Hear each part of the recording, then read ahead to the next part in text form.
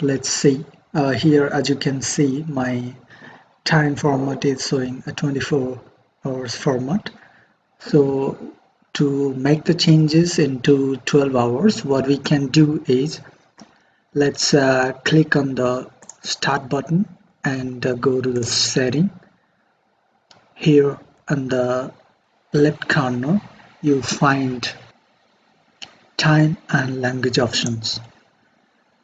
Click on that time and language options and then go to the language and region setting. After that, you just check this regional format options and click on it. It will expand to, and then just click on the change format. After clicking so you just check it here, short time.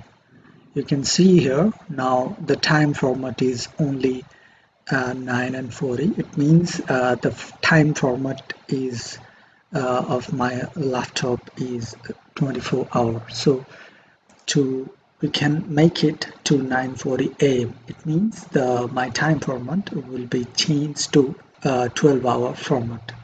So you can see now it's showing the 12-hour format. So after that, your time format has done. Thank you.